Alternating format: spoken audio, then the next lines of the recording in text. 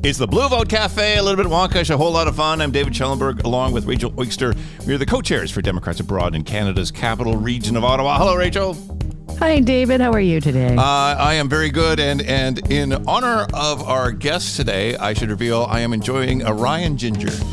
Oh, that's very sweet. A classic Canadian beverage that, honestly, if you go anywhere else in the world, everywhere in the world has got, rye or whiskey or whatever they call it. Everybody else in the world has got a ginger ale of some sort, but only in Canada do we ever mix them together. I did not know that. Oh, it's how you know. I didn't know that. If you're ever in like a place like Las Vegas and you're watching the hockey game and you get an urge for a Ryan Ginger and you ask the bartender for a Ryan Ginger, the bartender will know exactly what you want, but will then ask you what part of Canada you're from. I didn't know that. Yeah. You're filling in some of my missing Canadiana. Can you, is there an audible way to make a toast to our guest today with your Ryan Ginger? I don't know. A clink of some sort? Yeah, make a clink. A clink. Do it in post. Ow. All right. Toasts are not supposed to hurt. No. Well, I'm just holding the wrong. No, I don't have anything clinkable. Wait. Oh, no. Sorry. Okay. All right. Like I said. Hey, who's with us today, Rachel? So I'm laughing at that question because, this is not a surprise to you who's with us today, but we're going to rip away a few veils today, I think. So we have invited on your friend and mine, and we're going to call her MJ because she has a story to tell that she's very generously agreed to share with us, even though it puts her at some risk. Oh. In fact, I want to say, this is another veil. You and I often play radio nice. We forget this is a podcast, but I want to say MJ has been through some shit lately and we want to hear about that and why and what's going on. So Ryan Ginger in hand, welcome MJ. Thank you so much for being here. Thank you so much for having me. And I can confirm that the U.S. bars do not know what a Ryan Ginger is. I've tried to order a Ryan Ginger at a bar in Pennsylvania, and the bartender just looked at me like, what? So cheers, David. Thank you. So when's the last time you had a Canadian persona on? Well, the thing is, we have a very serious topic to discuss, but when's the last time you had a Ryan Ginger? Oh, actually, it wasn't that long ago. I came up right after the inauguration because I'm just needed a break from U.S. politics for a minute. Right. And I went to the market and went to my favorite bar in the market, and I ordered a Ryan Ginger. Yeah. Is that when you crashed on my couch for that one night? Yes, it was. Yeah, that's the level of friendship we share. Couch crashing friends. My emergency credit card wasn't working, so I called up David. I'm like, I'm in Montreal and I'm stuck. Yeah. You called up your emergency David. Yeah. Called up my emergency David. Everyone should have an emergency David. No, I have enough of them. Wait, you have enough emergency Davids, or you have enough people who have you as their emergency David? Yeah. So, all right, jollity serious. aside, Yeah, we gotta have a very serious discussion, though. Yeah. So do you want to just plunge in, MJ, or do you want us to ask questions? I can get started. So I am from the United States. I just recently came to Canada, fleeing for my life, essentially. I'm originally from Canada, so I am a Canadian citizen, should make that clear. Yes. But I'm transgender, and my world's been turned upside down. We knew that it was going to be a little bit rough for the transgender community in the United States, but I don't think we were, at least myself, was not anticipating how scary it was going to get. Almost immediately, the executive order came out about the passports. And why don't you say what that is? Because I'm not sure everyone's even aware. Okay, sure. So there was an executive order. It's called the Two Genders Executive Order. And it basically mandated that the federal government only recognize two genders, male and female, and those are assigned at birth. Mm-hmm. Was this one of these things that Trump signed in that endless round of things on day one? Yes, it was part of that. Right. And so basically what that did was took away the X designation that we so hard fought for, that the Biden administration had approved, and is now reverting everybody's passports back to the gender that they were assigned at birth. And they've taken away the word gender, and they actually use the term sex assigned at birth. Right. Wow. My documents, thankfully, were updated, but that has made no difference. In the days following, there was some concern that I was actually not even going to be allowed to leave the United States with my passport because my documents had been updated. When you say updated with the X, prior to this EO, or so prior listen to on the timeline. Sure, I'm sorry, you're right. Oh, that's all right. So, that's all right. I came out in 2017 and updated my documents to from male to female. So I have an F designation on my passport. Your Canadian passport or your US passport? Both. Okay. Yeah, I got both updated. There's probably no surprise. The Canadian documents were far easier to update than US documents. Right. You just had to stand in line for a long time. That's right. Yeah. That's right. So let's see, where were we? Yeah, so my passport was updated, but now I'm approaching that in 2017. So I'm approaching the 10-year mark that passports expire. Oh, right. So this executive order means that my passport is no longer eligible for renewal. Oh, God. Right. So there was concern back in the couple of days following the executive order that I would not even be allowed to use my passport at all, because it was not the gender that was assigned at birth. Right. And it could be considered fraudulent or, in some way that I would be misrepresenting myself. Oh, my God. So you said that would mean you couldn't leave the U.S., but could you not have left? I mean, this is a tangent, but could you not have left the U.S. on your Canadian passport if you were coming to Canada? Yes, and ultimately that's what I did. Oh, okay. To come back to Canada using my Canadian passport. This just means I'm not able to re-enter the United States. Right. I did renew your passport or renew my US passport. Oh. That's correct. Renew my U.S. passport. I did speak with a couple of lawyers. Both one is a trans rights advocate lawyer and one's an immigration lawyer. Covered both my bases.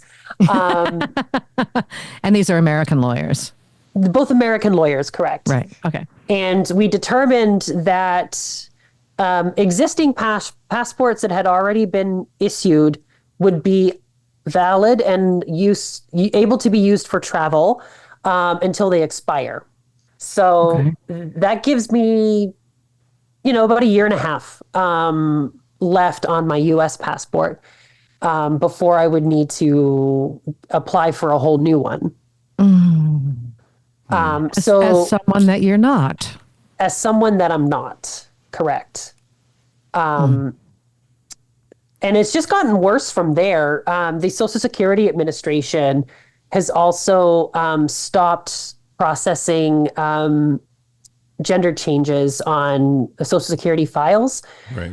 And so, that means that my file as a taxpayer has now been changed back to what it was, or will be changed. Those files have been set aside. So it's a whole heap of troubles. I don't know if you've talked about it on your podcast, but the whole Real ID mandate by 2025, all 50 states have to use what's called a Real ID for airline travel. About it. Right. Tell us about that. Yeah. So the Real ID is involving the 50 states and DC. And you have to meet certain criteria in order to get a state, either driver's license or a state ID card.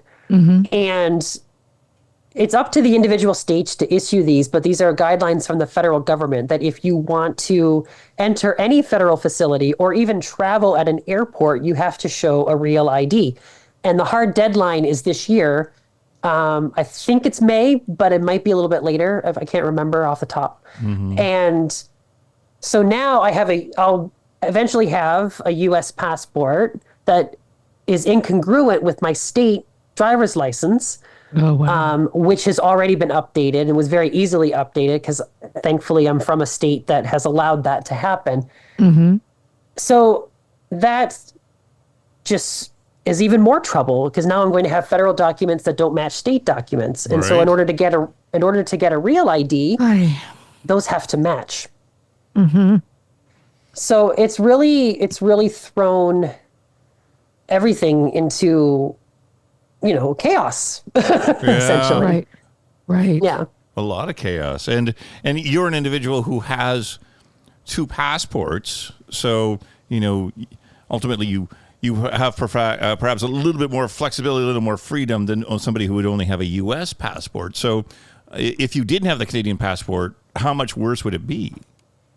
I think it would be a lot worse because now I have documents that aren't matching my gender presentation. Right. And that just does not make me feel safe at all to be out in the world having these documents. It completely marks me as transgender. Right. So I feel very lucky, and I recognize that I'm very lucky to have the flexibility to be able to travel with a Canadian passport and have documents that have been updated outside the U.S. Right. And I can come and go and come to Canada again. Yeah. Now, I mean, not to pry too much into what your professional world is, but where do you think this push against transgender people is coming from? Like, why does anybody care? I wonder that myself. We're only 1% of the U.S. population. There's not a lot of us around. Is it 1%? I didn't even think it was that high.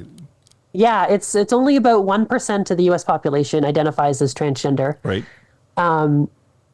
I do think that there is some play in the media. There's a lot of misrepresentation. I just think a lot of it's misinformation. Right. Because there's so few of us, people just don't know. They just don't know a transgender person. Right. And so ignorance is really being harmful to our community. And then I have found the writings of a lot of more traditional mainstream media tends to do a story, how any story is done. They get both sides and whatever. And it's really hard to do a both sides piece to a story like being transgender or being queer, because that's a human life. That's not like we're not discussing the economy. We're not discussing trade relations or anything. This is a human life. These are human rights. Right. Well, that's a really interesting point. Yeah. Right. Yeah. And I do think a lot of people sort of get lost in the details of it. There's a very different thing between a drag queen jumping up and down to an ABBA song and a person who or has reading story hour at a library. But I'm saying versus those sort of entertainment-y things compared to an individual who has felt the need to make this extreme and permanent change to who they are because they didn't feel right. Absolutely. I mean, I'm happy to talk about, it took me almost 2 years to transition. I had to, I'll talk about it. Sure. Yeah, whatever you're willing to share, we'd love to hear. Yeah. Absolutely. So I had to meet with a doctor, a psychologist, and I spent a year, what they call social transition. So this is living as myself and my true self, full time, no medical transition. So I've not started hormones yet or anything of that sort. This is just going out in the world, wearing a dress or wearing a skirt, whatever. Doing your hair. Doing my hair, whatever. I had to do that for a full year before I was even allowed to start hormones. Really? And this is state or federal law at that point? It's not a law. It's just in the guidelines set by... Oh, it's medical recommendations Yes. okay. Best practices, whatever they call it. Okay. Yeah. I'd never heard that before. Oh, that's interesting, David. I'd heard it, but I didn't know where it came from. Yeah, it was actually a guideline set by my insurance company. Ah. So I think now there's not as much of that anymore. Like, I'm a little bit more old school from what I've heard. But yeah, it's basically medical guidelines from my insurance company. Wow. Okay. So you So spent a year being yourself, but not making any other physical changes, for lack of a better correct. word. Yeah.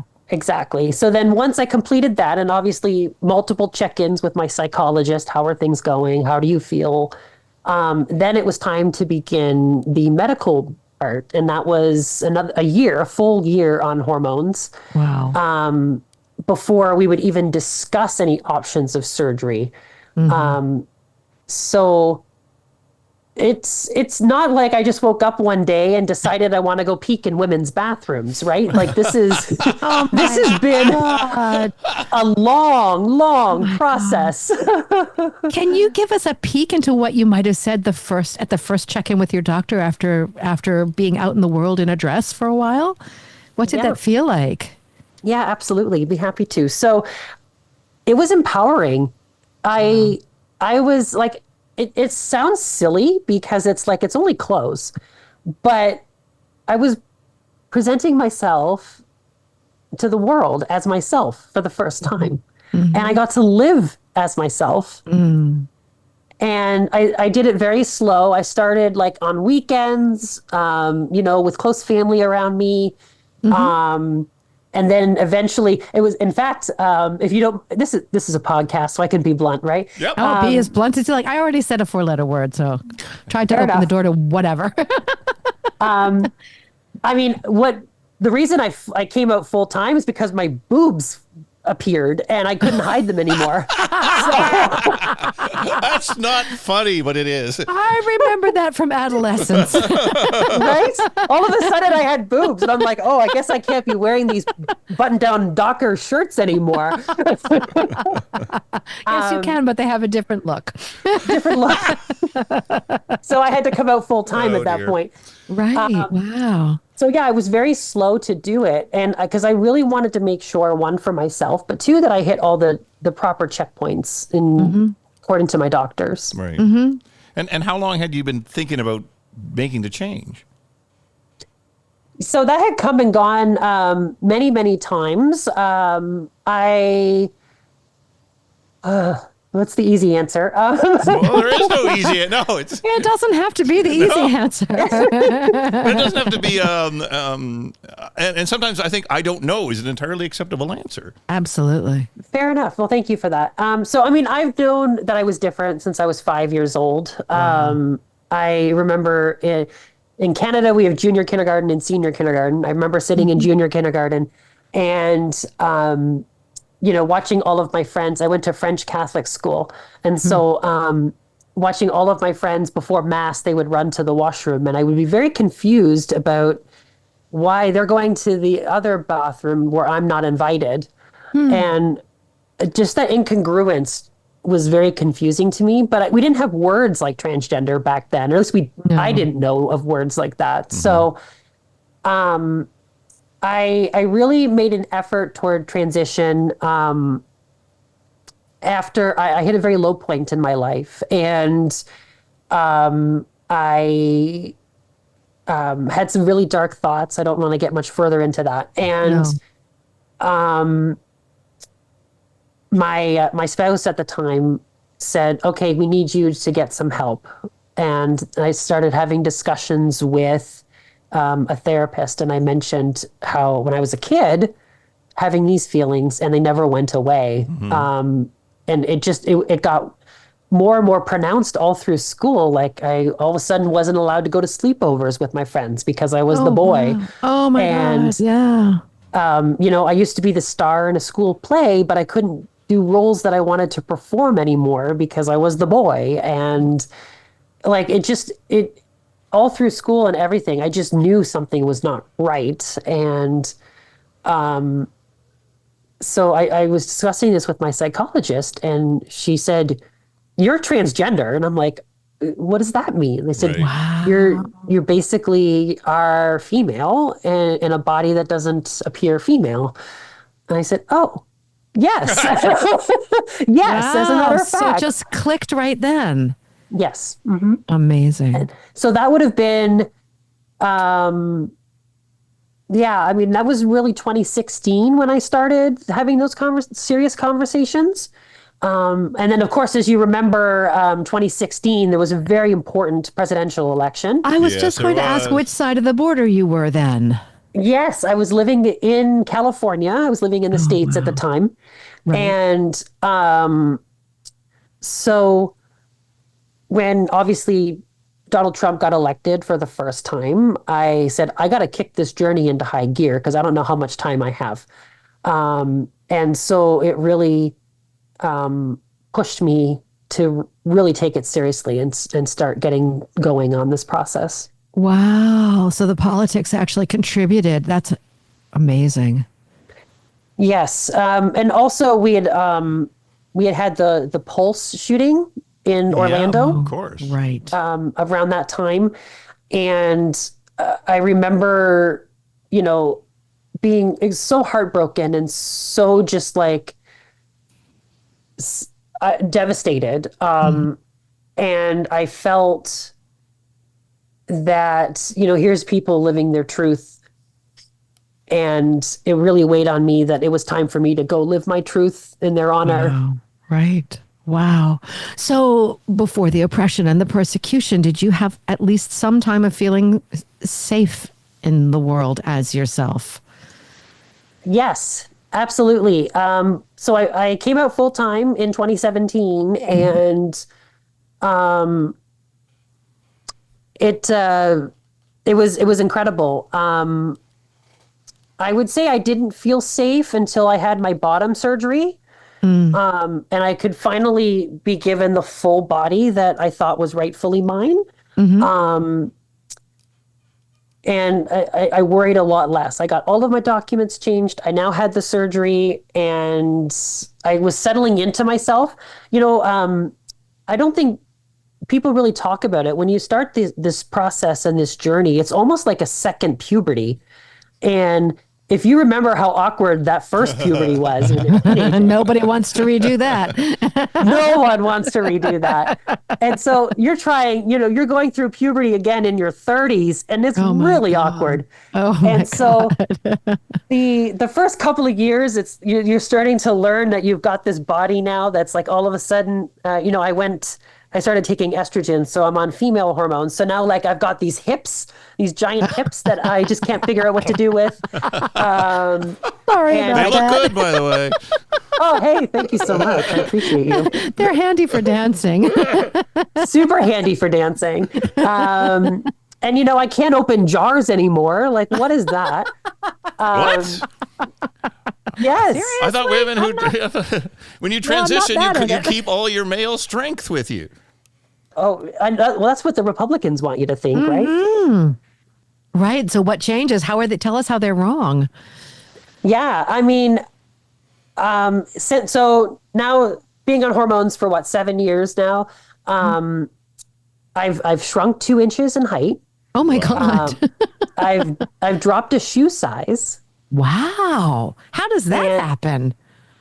I don't know if it's like a muscle mass thing Wow. or something to that effect. Wow. The height shrinking is from your bone density shifting and changing, Okay. and pelvic tilt as well. There was a little bit of that too. But yeah.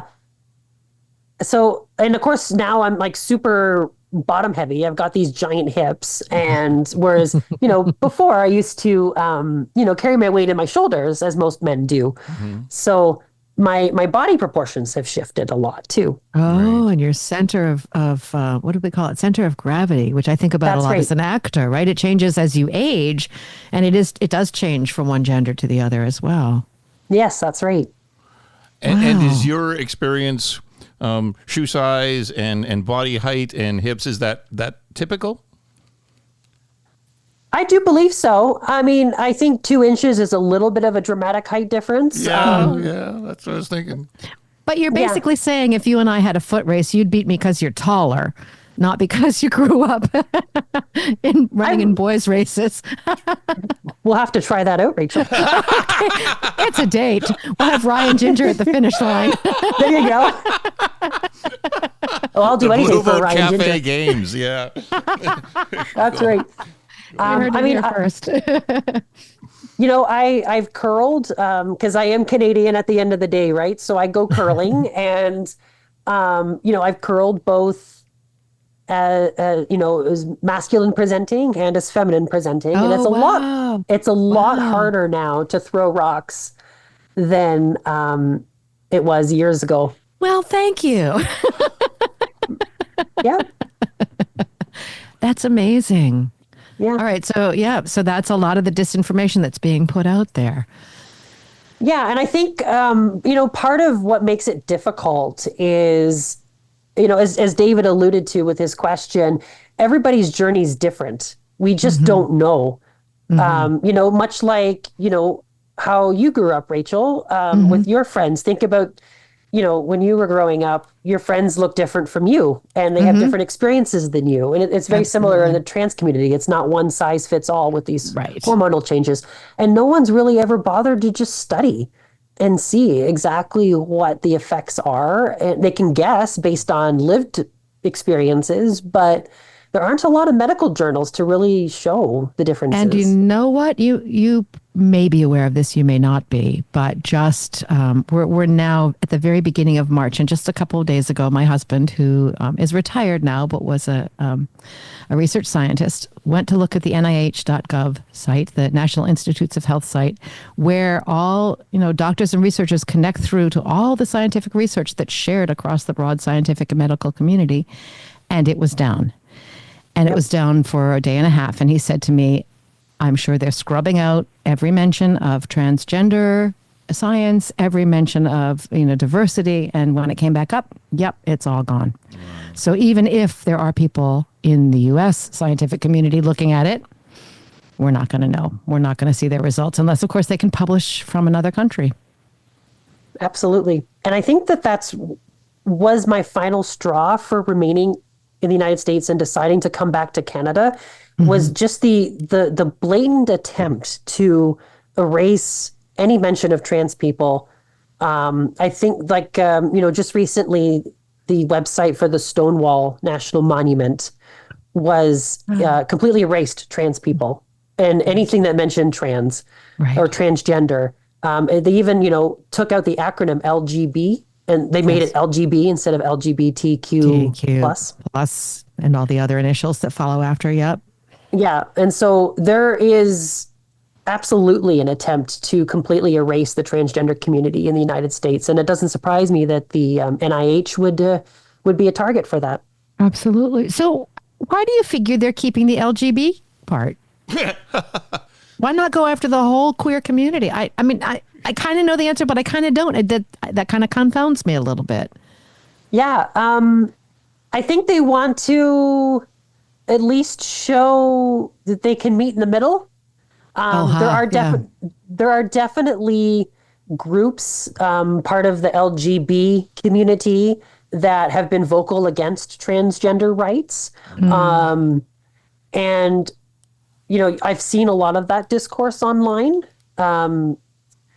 And so I do wonder if it's to appease that crowd. I don't have a specific answer for you, but and I don't expect you to. It just came into my head. Why? Well, that also covers a pretty large group of people. Yes. The LGB community is a lot stronger. Yeah, it's huge. Numbers wise. Yeah.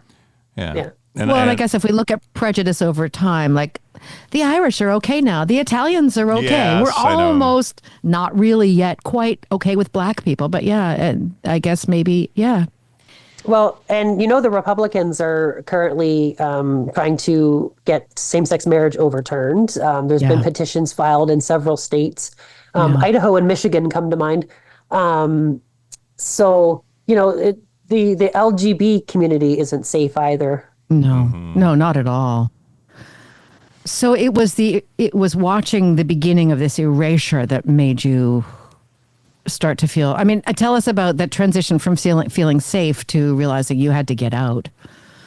Yeah, I mean, it definitely started with that executive order with my passport, and all of that. So that's essentially left me undocumented. And as now, despite being a U.S. citizen, I am not a native-born U.S. citizen. And so we know what's happening to undocumented immigrants in the United States right now. So that was my big concern is I would not have any documents to prove I was in the US legally. So Ah, now I will be honest and recognize that I am white. And so ICE is not necessarily looking for me, right. but I didn't want to take that chance. So then it started with all of the other erasures with leading up to the Stonewall Monument thing was the final straw. But just like the Social Security Administration took down the T from its websites on partner benefits for same-sex partners, and they just made it LGB. Like it really the government just scrubbed everything relating to transgender issues.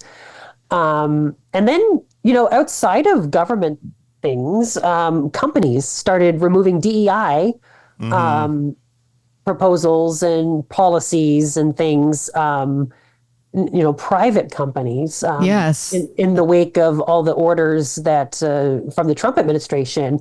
And so then that made me wonder how safe I was going to be at work. Right. I'd like to, Wow. I'd like to Wow. think that I didn't get the job specifically because I'm a trans woman, but there's no protections in place there for discrimination. I could be fired for being transgender. Oh, right. Oh my God. And so now you're coming after my livelihood and not just my documents. And I could, fight the misogyny at work or I could fight the government, but I just couldn't do both. No. And I suppose that's when you talk about actually feeling genuinely frightened and genuinely scared. That's where that comes from. Yes, because now it was everywhere. It wasn't just, like, oh, I might run into an ICE agent somewhere down the line, or oh, I don't have my documents in order, but I've got my driver's license, so I'm kind of okay. No, this started to affect me at work now, where I was seeing protections removed from me at my workplace. And did you talk to them about it, to human resources or your bosses? Yes, I did actually. The Equal Opportunity Employment Commission put out a statement that removed transgender protections at private businesses. So I immediately emailed HR to see what that could mean.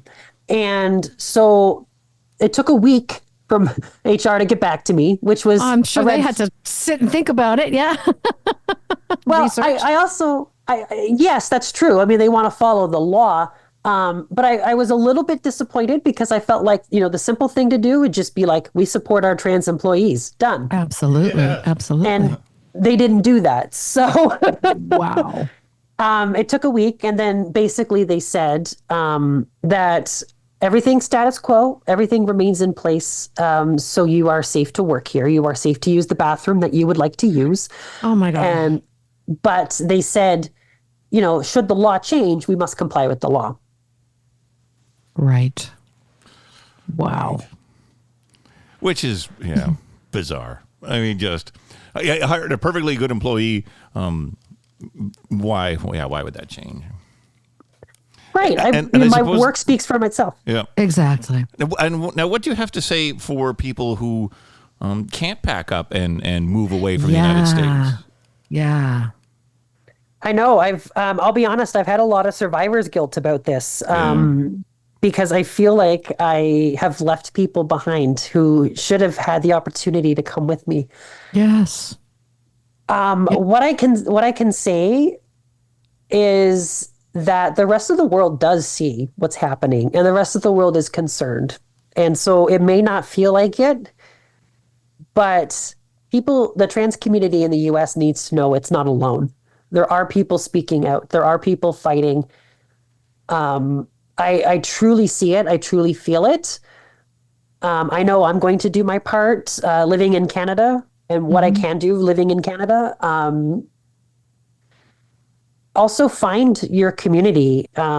I had some wonderful lunch dates before I left the US with, people I hadn't even known before, but found them online and connected with them. And we just need to find our safe spaces. We need to find our community groups. And I think that will be a big success for everybody who has to like hunker down. And because you can't do this journey alone. No, you can't. I mean, even in the best of times, you need a support network. Well, and you have hit on something there that a lot of people have been saying, where the resistance against Trump, perhaps from the Democrats, we won't go necessarily there, but the resistance is not as good as it should be. Oh, I totally agree. I think more people, I've even noticed it in my own circles where people have said, they took away, puberty blockers for children in Idaho. And like, oh, but that's just Idaho and I'm safe here in my blue state. Right. And no, they're coming for everybody. It didn't just stop in Idaho. It didn't just stop in Utah or Texas. It's everywhere now. And so people need to not be complacent, and people need to realize that because they're safe in their blue state, that's not necessarily the case for a friend or a family member, or even just an acquaintance that you know. Mm-hmm. And it is so confusing under Trump to know which of his crazy statements to take seriously and which is something that, fleeted through his little brain for 30 seconds and was gone again, but he just happened to be in front of a camera or the internet when those 30 seconds went through. And except I think that's really different now, David. That does happen, no question, in Trump's brain. But now he's backed up with this 900-page manual that the people around him have put together, and they are following. This was all planned in advance. No, absolutely. And David, I've even fell victim to that, where I've seen an executive order, got panicked, really scared, and started, going off and making plans. And I think it's a good reminder for people to just see it, acknowledge that it's been put out, breathe a moment, wait a couple of days, and then decide how to react. Because like I said at the beginning of the podcast, where, there was concern immediately that I would not be allowed to use my passport at all. Right. And then 2 days later, the Trump administration clarified that, oh no, existing passports are still valid. Right. So it's that initial shock and awe, like, oh my God, I've lost my right to use my passport, which, as somebody who crosses the border frequently, that was a concern. And like, oh no, I've got a year and a half before my passport expires. I'll be okay for a year and a half. There's a big difference there. I just needed to wait and have that clarity for, a couple of days. Right. Well, and I do think part of the problem is Trump just declares so much stuff so fast that, it's sort of where you were going with that too. Like, we will start to prepare a resistance for that thing he said 2 days ago. And then he goes and says something else today. And we sort of don't finish that resistance plan that we started. Now we move on to another thing that we got to address and kind of never get anything finished. Right. And that's by design, though, right? Absolutely. So, that's the strategy. And I've noticed that, too, with even like lawsuits being filed. I was really angry at the ACLU for a while because I felt like they weren't responding fast enough. But now I'm starting to see the lawsuits come out. And I had that realization, as you, David, that, they just needed time to figure out what they needed to sue for. Yeah, it's true. What is sticking, and what is moving on? No, the whole strategy is to keep us off balance in every way possible. Yeah. Yeah, absolutely. So I think if we just find one issue to focus on, for me, obviously, it's these transgender EOs. Others, it might be something else.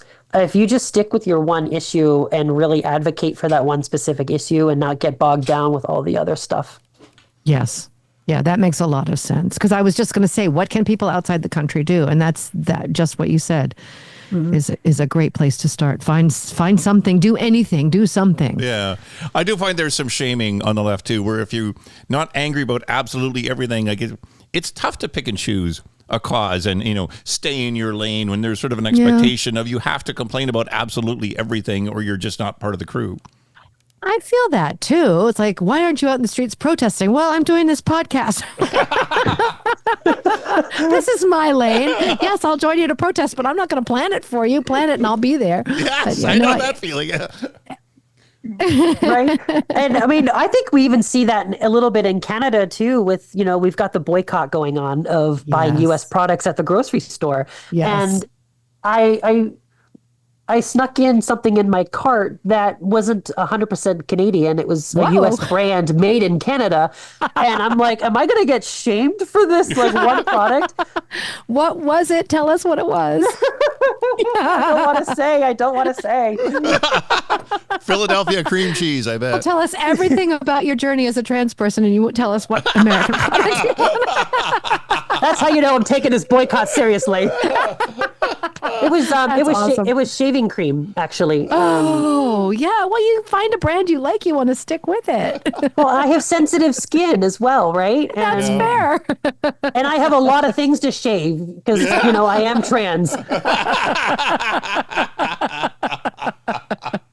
Well, I'm behind you in buying the shaving cream that you need. Thanks. Oh, my goodness. Well, I mean, thank you for talking with us. This is really important, and we really appreciate it. I thank you for the opportunity as well. It's been such an emotional roller coaster to go from, just working, having a very successful career. I'd been promoted. And you liked your job. I know that as your loved my friend. job. Yes, I loved my job. I loved my apartment. And I've had to give all that up in the name of safety. And it was the right decision. I don't feel bad about it. It's sad that I have to give up so much. I was doing fine. My life was going well, and it's in turmoil again. I'm so all sorry. of because of my identity. It's absurd. Yeah. Yeah. Yeah. So, And ultimately, it's the United States that's going to lose because they're going to have brain drain. They're going to lose their best people. 100%.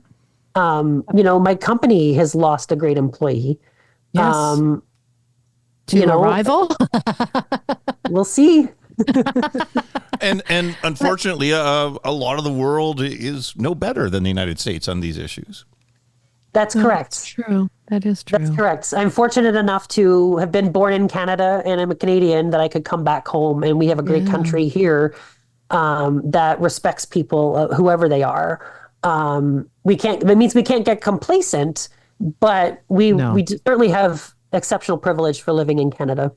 So how did do you want to tell us how it felt crossing the border back into Canada? Oh, that was a lot. I mean, I tried so hard not to cry. Typically, in my experience at customs, when you cross the border and start crying, they start pulling you over and looking through your car. So what's wrong with her? yeah, exactly. So I kept my composure, but when I used my Canadian passport, and when they return your Canadian passport when you cross the border as a Canadian, they always say "Welcome home." Welcome home. They sure do. And that just had such a powerful, I'm gonna start crying.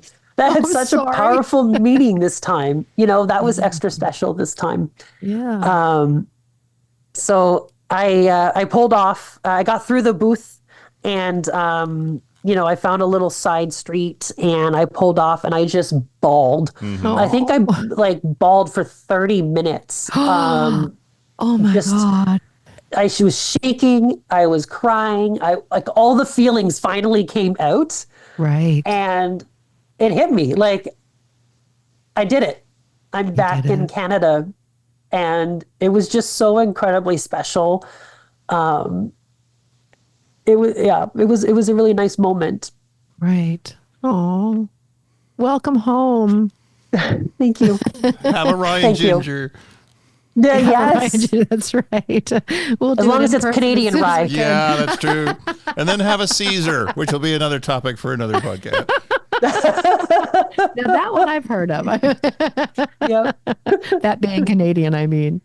Is there anything else you want to add to this amazing share? Yeah, I think I think I just need people to know, to listen, just to listen with empathy. You don't have to understand what it means to be transgender. I think it's weird too. I don't understand how I was born with this body and all of us, in this brain. Yeah. But it's my reality, and it's the reality for so many Americans. And we just want to exist in the world, just like everybody else. And I think if people just turned off the noise and did research, tried to reach out to a trans person to hear their story, I think they would really understand you're not about trying to take advantage of somebody in a sports league. It's not about peeking in a bathroom. It's literally just existing in the world, much like anybody would. So I just encourage people to reach out. If they don't understand, ask. And let's all do this together. Let's keep our community going. Thank you. And thanks so much for coming to talk to us. It really means a lot. Yeah, thank you for having me. I'm really grateful for the space. Yeah. Well, hopefully, yeah. Hopefully we'll have reached people and they'll have a little bit of understanding of what you've gone through and what the rest of your community who's stuck in the States is facing. I hope so too. And, we just got to keep up the good fight, right? Yep. Resist, resist, resist. Indeed. In whatever way you can. If you live outside the U.S., please register with your voting state at votefromabroad.org every year, including this one. Go do it now. To find all our episodes, go to democratsabroad.org and look for us in the drop-down menu. I'm Rachel Oigster with David Schellenberg in Ottawa, Canada. Thank you for listening to Democrats Abroad, the Blue Vote Cafe.